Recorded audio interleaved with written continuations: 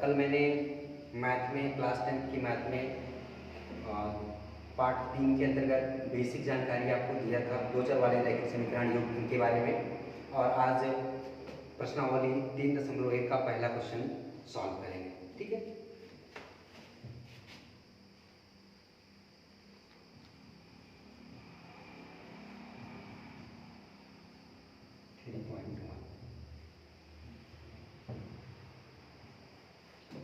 इसमें ग्राफ के बारे में पढ़ना है और बीजगणितीय के रूप के बारे में पढ़ना है।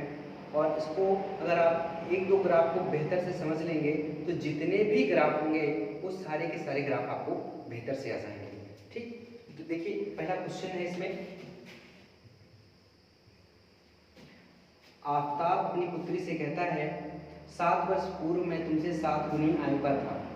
तो जब पूर्व की बात आ रही है या बाद की बात आ रही है तो उसमें हमको जरूरत पड़ेगी वर्तमान आयु। तो हम एक ग्राफ बना लेंगे थोड़ा सा,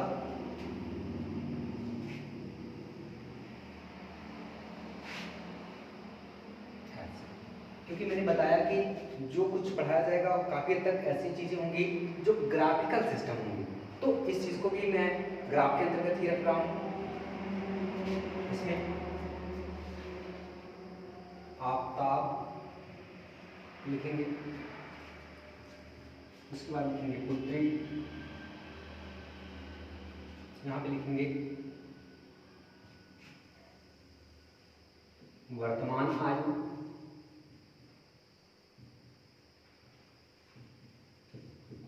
आगे लिखेंगे, आगे दिया है 7 वर्ष पूर्व आयु, 7 वर्ष पूर्व आयु। उसके बाद है 3 वर्ष बाद आयु, 3 वर्ष बाद आयु। मैंने एक ग्राफ बना दिया है, इस ग्राफ को मैं आपको समझाऊंगा। देखिए कैसे इसको बनाना है। आफताब अपनी पुत्री से कहता है 7 वर्ष पूर्व में तुमसे 7 गुनी आयु का था। तो मान लिया हमने वर्तमान आयु आफताब की x वर्ष है तथा पुत्री की वर्तमान आयु y वर्ष है। तो जो वर्तमान आयु 7 वर्ष है तो 7 वर्ष पूर्व आयु क्या होगा, जितना वर्तमान में है पूर्व का मतलब होता है घट जाएगा, तो x माइनस 7 वर्ष हो जाएगा। ठीक, आफताब की 7 वर्ष पूर्व आयु क्या रही होगी, x माइनस 7 वर्ष। इस तरह से देखेंगे उनकी पुत्री का जो आयु होगा 7 वर्ष पूर्व कितना हो जाएगा, y माइनस 7 वर्ष। ये क्लियर हुआ। उसके बाद आगे क्वेश्चन दिया है कि 3 वर्ष बाद में तुमसे केवल 3 गुनी आयु का रह जाऊंगा। तो सबसे पहले तो जो थोड़ा सा सरल तरीका है उसको हम सेट करेंगे कि 3 वर्ष बाद दोनों की आयु निकाल लेते हैं। 3 वर्ष बाद आफताब की आयु कितना हो जाएगी, x प्लस 3 वर्ष, और उसकी पुत्री की 3 वर्ष बाद आयु क्या हो जाएगी, y प्लस 3 वर्ष। ये हमारा एक थोड़ा सा ग्राफ बना है। अब क्वेश्चन जैसे जैसे कहा गया है वैसे ही वैसे इसको हल करने का प्रयास किया जाएगा। देखिए पहली शर्त इन्होंने क्या कहा है, पहली शर्त में इन्होंने कहा है, पहली शर्तानुसार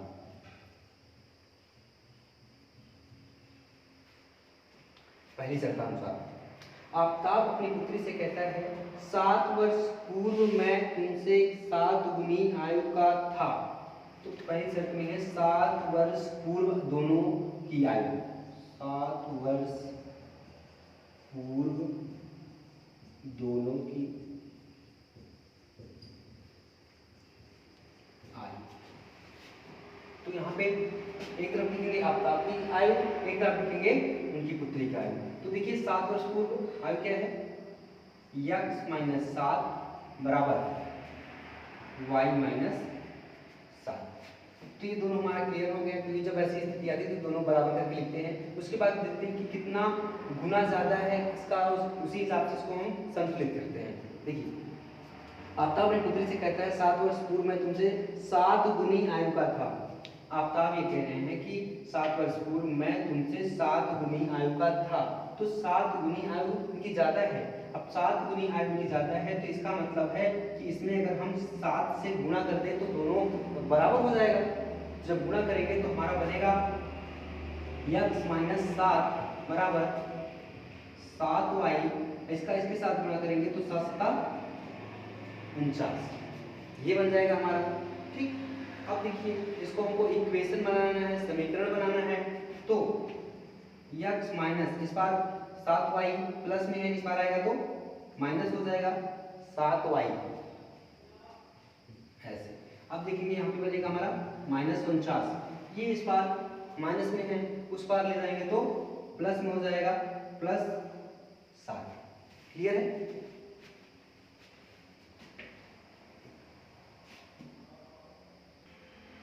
देखिए यहाँ पे थोड़ा सा आपको ये समझना होगा कि हम x को एक तरफ अभी ही कर लेते हैं, यहाँ पे कर लेते हैं x, ठीक, बराबर, अगर ये हमारा माइनस में है, अगर उस पार इसको ले जाएं तो क्या हो जाएगा, प्लस में हो जाएगा, तो होगा क्या 7y माइनस 49 प्लस 7, तो आगे हो जाएगा x बराबर 7y। अब देखिए 49 में से अगर 7 चला जाएगा तो हमारा बनेगा क्या, माइनस 42। ठीक, तो हमारा इसको हम मान लेंगे ये हमारा इक्वेशन नंबर 1 है, इक्वेशन फर्स्ट। क्लियर है? ठीक, नेक्स्ट दूसरी शर्त देख लीजिएगा। दूसरी शर्त क्या कह रहे हैं,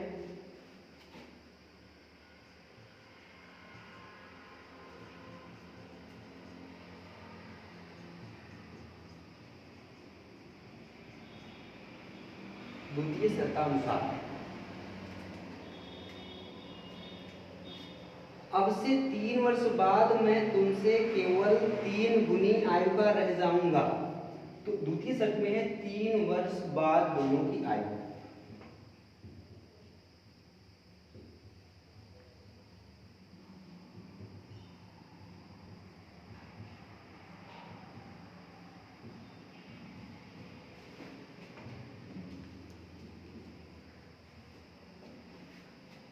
तीन वर्ष बाद दोनों की आयु। यहाँ पे जो ग्राफ बनाया है वो हमको आराम से देख लेंगे, क्योंकि जब बाद शब्द आता है तो क्या करते हैं, उसमें जोड़ देते हैं। तो दोनों तरफ लिखेंगे, एक तरफ लिखेंगे x प्लस 3 बराबर y प्लस 3, ये कर देंगे। ठीक है, तो इसमें ये कहा गया है कि 3 वर्ष बाद मैं तुमसे केवल 3 गुनी आयु का रह जाऊंगा। अब ये कितना गुना है, 3 गुना है। ठीक है, ये अगर 3 गुना है तो इसका मतलब अगर इसमें 3 से गुणा कर दिया जाए तो बराबर हो जाएगा। तो यहाँ पे हम रखेंगे 3 से गुणा कर देते हैं।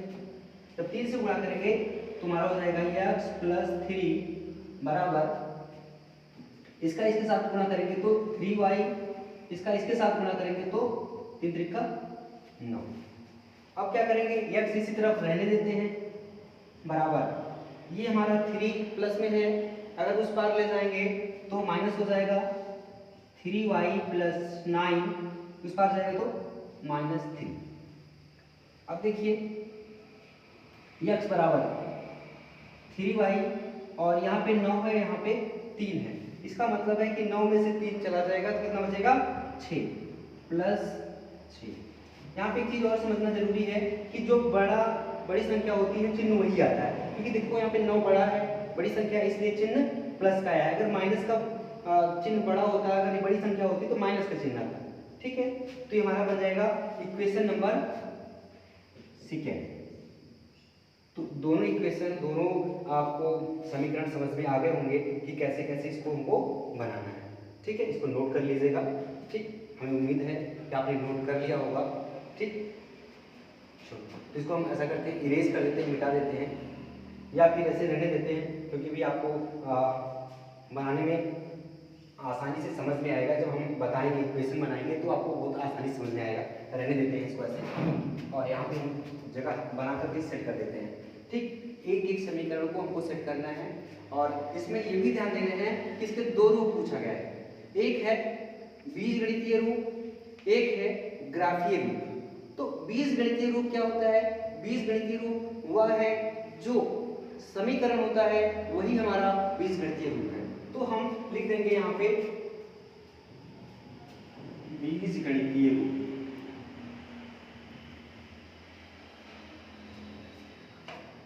तो पहला इक्वेशन क्या है हमारा?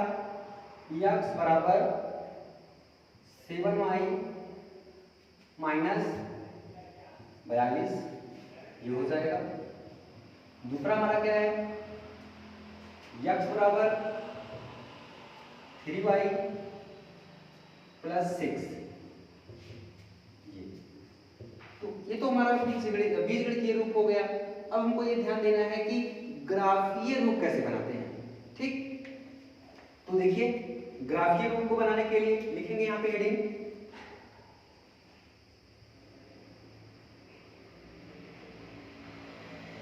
ग्राफीय रूप।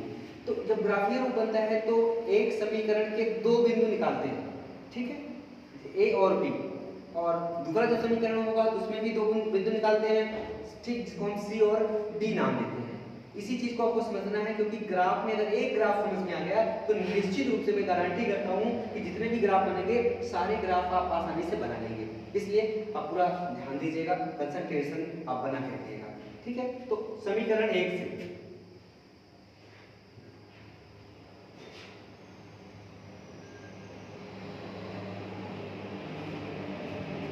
समीकरण 1 की बात करेंगे तो हमको पता है x बराबर 7y माइनस 42 ये है। तो माना x बराबर 0 लेने पर, माना x बराबर 0 लेने पर, तो जहां पे x है वहां पे हम कितना ले लें? 0। तो जब कभी भी ऐसी स्थिति आती है कि आपने ये कहा कि x बराबर 0 लेने पर, तो आपके मन में क्वेश्चन उठना लाजमी है कि आप कहेंगे सर आप 0 ही क्यों लिए? 1 2 3 4 5 6 7 8 10 20 50 कुछ भी और ले सकते थे, 0 ही क्यों लिए? तो मैं कहना चाहूँगा कि आप कोई भी अंक ले लीजिएगा वो सही होता है, दिक्कत नहीं होती है। आप 2 लीजिए, 3 लीजिए, 4 लीजिए, बस लेकिन एक चीज ध्यान देना है कि ऐसा हो कि वो थोड़ा सा कटने लायक रहे, कट जाए, ठीक, बटा सही में जब बने तो कट जाए, ठीक, ऐसा ना हो कि दशमलव में जाए। अगर दशमलव में जाएगा तो बन जरूर जाएगा, लेकिन हम ऐसे ही अंक को लेते हैं कि वो कट जाए। पहली चीज इस चीज को ध्यान देते हैं। जैसे कट जाने का मतलब है कि जैसे हम यहाँ पे 0 लिख रहे हैं, उसके बाद समझा रहे हैं तो आपको दिखाएंगे कि कैसे कटा है, ठीक, उसके बाद फिर बता देंगे कि क्यों 0 ही लिया गया। देखिए x बराबर 7y माइनस 42, तो x के बराबर क्या रखेंगे? 0, 7y माइनस 42। तो अब ध्यान देंगे इस बार जो 42 है इसको हम इस बार लाएंगे तो हो जाएगा, उस बार माइनस में है, इस बार आएगा तो प्लस में हो जाएगा। 42 माइनस बराबर 7y। अब ये इसके साथ में गुणज में है तो यहाँ पे आएगा तो भाग में हो जाएगा। 42/7 बराबर y। तो 7 एक कम 7 सक्षम 42, तो हमारा y बराबर क्या आ रहा है? 6 आ गया, ठीक। तो यही बात कर रहे थे कि ये ऐसे मान रखो कि ये कट जाए। अगर मान लो यहाँ पे 42 होता, यहाँ पे हम 8 रख देते या कोई और मान रख देते, क्या कटता? ठीक ना, कटता ना, 8 × 40 शायद नहीं कटता, दशमलव में आता। तो यही कारण है कि ऐसे मान को हम चूज करते हैं कि वो आसानी से कट जाए, ठीक है। और कोई कटने वाली संख्या और भी ले सकते हो तो कट सकता है, दिक्कत नहीं होगी, ग्राफ सही माना जाएगा। हमें उम्मीद है कि ये चीज समझ में आ गई होगी, क्लियर है, ठीक। तो हम बिंदु बना लेंगे। बिंदु ए जब बनाएंगे तो बनता है x y। सबसे पहले क्या लिखते हैं? x, उसके बाद क्या लिखते हैं? y। तो देखिए x का मान आपने क्या देखा है? x मान कितना है? 0, y का मान कितना है? 6। तो आपने देखा कि 0 और 6, एक चीज क्लियर हुई है। इसी तरह से भी एक मान और निकालना है, क्योंकि एक समीकरण में 2 मान निकालने होते हैं, ठीक। एक को मैंने निकाल दिया है a, अब निकालना है b, क्लियर है। इसको थोड़ा सा मिटा देते हैं क्योंकि आपने नोटिस कर लिया होगा, प्रयास करेंगे नोटिस करते चलेंगे इसको, क्योंकि पूरी लगन से बना रहे हैं, पसीना पसीना भी हो जा रहे हैं, ठीक। तो हमें उम्मीद है कि हमारा जो मेहनत है वो आपके लिए सार्थक होगा, और हो सकता है कोई त्रुटियां हो या किसी तरह की कोई दिक्कत हो तो आप बिल्कुल कमेंट में आप कमेंट करिएगा, उसको हम और सुधारने का भरसक प्रयास करेंगे। ठीक है, देखिए आगे।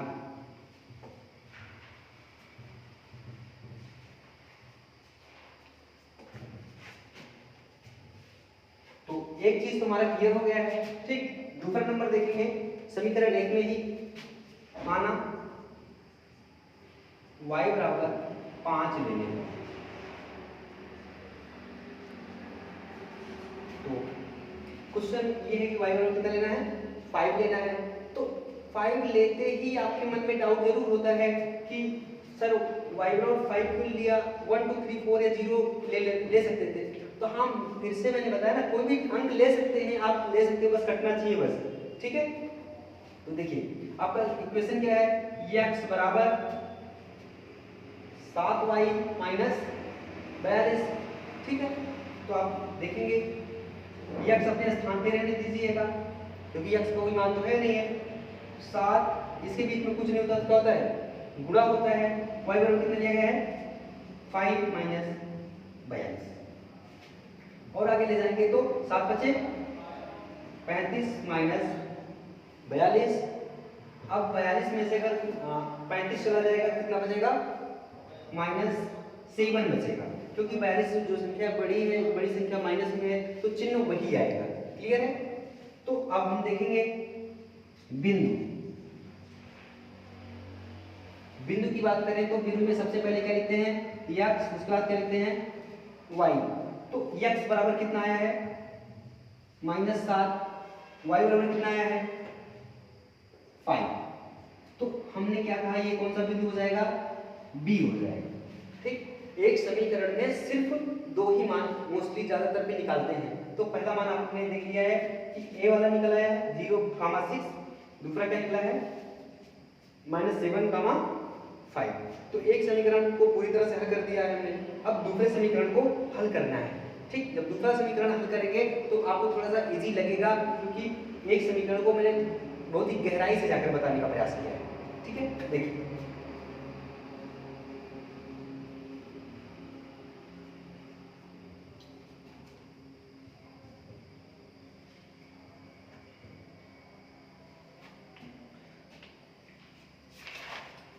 देखिए समीकरण 2 से, तो यहां पे समीकरण 2 की बात करेंगे तो माना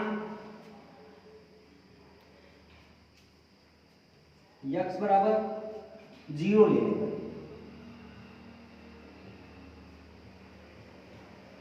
x बराबर 0 लेने पर, तो सबसे पहले क्या करेंगे, हम समीकरण उतार लेंगे। समीकरण हमारे पास है ही। ठीक, x बराबर क्या है, x बराबर 3y प्लस 6। ठीक है, तो अब देखिए जो x का मान है कितना है, 0 है। तो यहाँ पे क्या रखेंगे, 0 बराबर 3y प्लस 6। तो अगर इसको हम देखें तो 6 को इस पार ला सकते हैं, इस पार प्लस में, इस पार आएगा तो माइनस में हो जाएगा, -6 बराबर 3y। ठीक, और अगर इसको अगर हल करें तो हमारा बन जाएगा, यहाँ पे क्या है, -6 बराबर 3y ना, क्योंकि नीचे लिखा हुआ था। अब देखिए, अब इसके साथ गुणा में है, क्या हो जाएगा, -6/3 बराबर 0।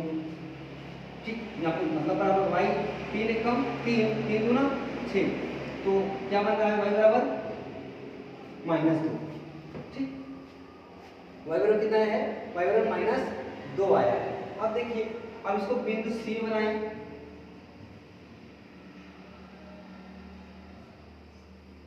बिंदु C में क्या आएगा हमारा, सबसे पहले x लिखते हैं, उसके बाद y लिखते हैं।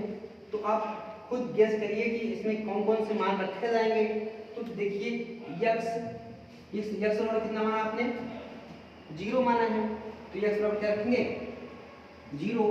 y बराबर क्या है मान, -2, तो रखेंगे -2। तो a b c तक पहुंचे हैं। अब हमको क्या निकालना होगा, डी निकालना है। डी कैसे निकलेंगे? ठीक, देखिए माना डी डी का निकाल लेते हैं ना, डी वाला पूरी तरह से क्लियर कर देते हैं इसको। माना y बराबर 0 रखें।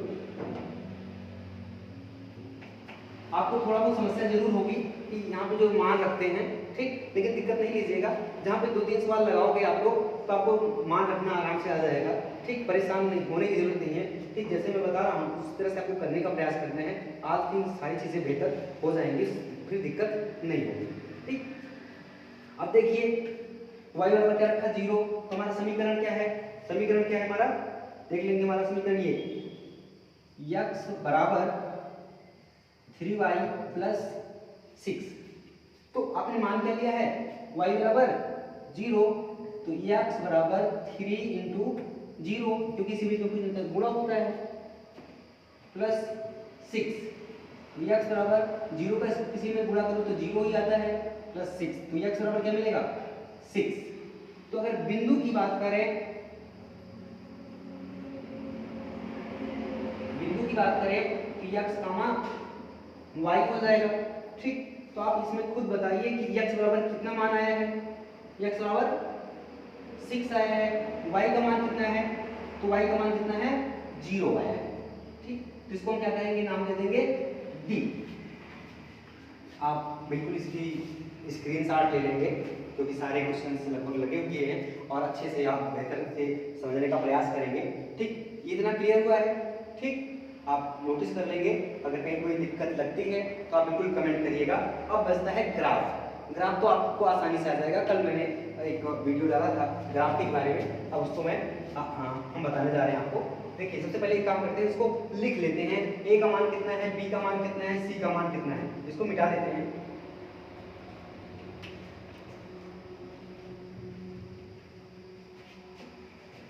देखिए a का मान हमारा कहाँ है?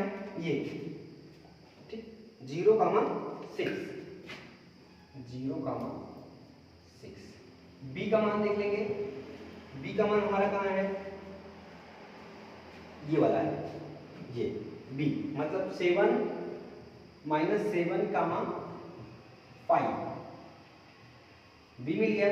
c वाला देख लेंगे, c कहाँ है? ये c बराबर हमारा क्या है?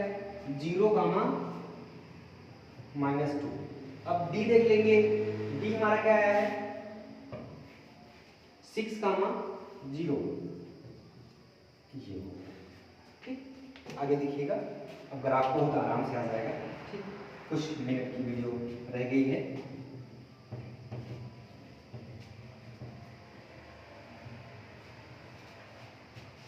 मैं चाहता था इसको बहुत तीव्र गति से भी पढ़ा सकता था, जल्दी जल्दी फ्रीजिंग करवा सकता था, लेकिन मैं चाहता था धीरे जरूर चलेगा क्योंकि आपको समझ में आना जरूरी है। ठीक है, ऐसे ऐसे ऐसे कर देते हैं। अब उसके बाद ये वाला जो लाइन होती है इसे हम x अक्ष बोलते हैं, ये वाली जो लाइन होती है इसे y अक्ष बोलते हैं। ठीक, इसकी शुरुआत यहाँ पे जो होती है वो 0 होती है। उसके बाद 1 2 3 4 5 6 7 8, ये एक तरह से कह सकते हैं अनंत तक जाती है। जितना हमको जरूरत होती है उसी के अनुसार हम कर लेते हैं। ठीक, यहाँ पे समझने वाली बात ये है कि जब 0 के दाएं तरफ जाएंगे तो प्लस में लिखेंगे, 0 के बाएं तरफ आएंगे तो माइनस में लिखेंगे। -1 -2 -3 -4 -5 -6। ठीक, और आगे अगर बढ़ाएं तो -7। ठीक, ऐसे ये दो चीजें क्लियर हो गई। फिर ऊपर जाएंगे तो भी पॉजिटिव में होता है। 1 2 3 4 5 6 7 8। तो आप जितनी आवश्यकता होगी उसके अनुसार आप बढ़ाते चलेंगे। यहाँ पे आएंगे नीचे -1 -2 -3 -4 -5 -6 -7 -8, ये हो गया। अब ए नंबर को देखना है और उसको व्यवस्थित रूप से रखना है।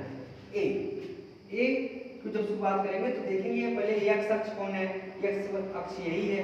ठीक, अब देखिए हमको प्लस में जाना है कि माइनस में जाना है, तो जहाँ से जाना चाहे तो हमने देखा कि एक्स यहाँ पे एक्स है ना ये, तो ना तो हमको आगे प्लस में जाना है ना तो माइनस में जाना है, सिर्फ जीरो पर ही रहना है। क्योंकि पहला 1 2 3 होता, 2 तक जाते, 3 होता 3 तक जाते, 5 होता 5 तक जाते, लेकिन 5 तक नहीं, जीरो है तो जीरो पे ही रहेंगे। उसके बाद 6 नंबर, फिर देखिए 6 नंबर यहाँ पॉजिटिव में है नेगेटिव में है, मतलब पॉजिटिव में है धनात्मक है, इसका मतलब ऊपर जाएंगे, इसी के सामने ही जाकर के यहाँ पे ऐसे एक बिंदु रख देंगे। ठीक, जब बिंदु रख देंगे तो इसे बोलेंगे ए, और ये हमारा बना गया है 0,6। ठीक है, ए को मैंने स्थापित कर दिया, अब बी को स्थापित करना है। ठीक, जब बी को स्थापित करना है तो देखिए कि जो x वाला है वो क्या है, पहले -7 में है, तो यहीं से शुरुआत करते हैं कि हमको दाएं जाना है या बाएं जाना है, तो हमको माइनस की तरफ आना है, और कितने नंबर तक आना है, -7 तक आना है। ठीक, -7 तक आ गए। उसके बाद देखिए कि हमको ऊपर धनात्मक में जाना है या ऋणात्मक में जाना है, तो देखिए कौन सा है, 5 है, 5 माइनस में नहीं है प्लस में है, इसका मतलब धनात्मक में जाना होगा। इसका मतलब यहाँ पे ऐसे जाकर के किसके सामने, 5 के सामने ऐसे यहाँ पे बिंदु रखना होगा। ठीक, ये समझने के लिए मैंने लाइन खींचा है, लाइन नहीं खींचा जाता है। ठीक, तो ऐसा रखना है कि 5 के सामने भी हो, 7 के भी सामने हो। ठीक, ये क्या है हमारा बी नंबर है, बी नंबर में हमने क्या देखा, -7 और कामा 5। अब क्या करोगे, इसको मिलान कर दोगे ये ऐसे। ठीक, एक समीकरण को आपने पूरी तरह से प्रस्तुत कर दिया है। ठीक, अगला समीकरण इसी तरह से अगला भी करना है। ठीक, देखिए अगला जब करोगे तो सी और डी का करेक्शन होगा। ठीक, सी में देखना है पहले कहाँ जाना है, 0, चलो ठीक है 0 यहीं पे है, ना इस पार जाना है ना इस पार जाना है, 0 पे ही जाना है। अब देखो कि धनात्मक में जाना है या ऋणात्मक में जाना है, तो -2 है, इसका मतलब क्या जाना होगा, ऋणात्मक, नीचे आएंगे। अब यहाँ पे क्वेश्चन उठ रहा होगा कि यहाँ इस पार क्यों नहीं गए, क्योंकि जब x अक्ष नहीं है y अक्ष है। ठीक, इसलिए कहेंगे नीचे आएंगे यहाँ पे ये -2 की तरफ। ठीक, यहाँ पे बिंदु रखेंगे तो हमारा क्या बनेगा, ए बी सी पॉइंट है, सी पॉइंट क्या है 0, -2। ठीक है, अब सी रख लिया हमने, अब डी को रखना है।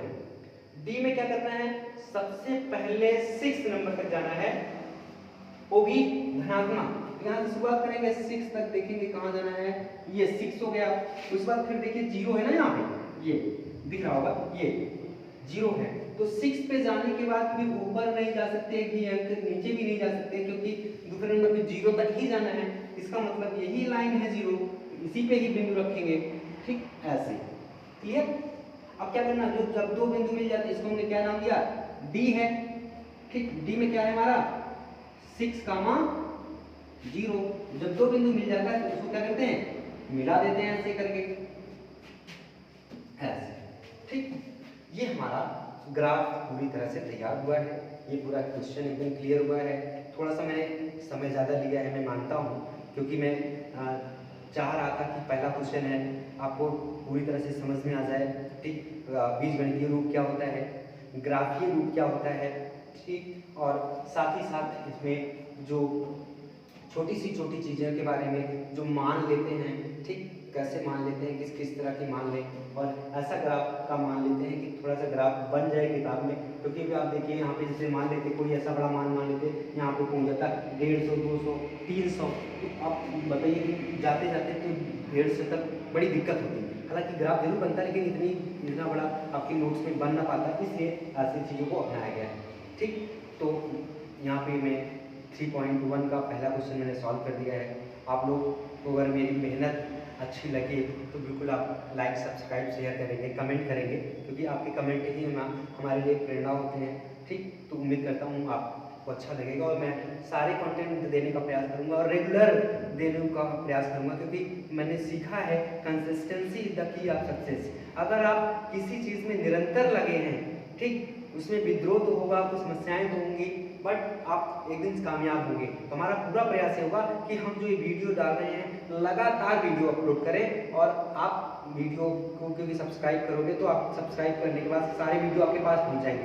ठीक। तो okay, that's all, thank you so much.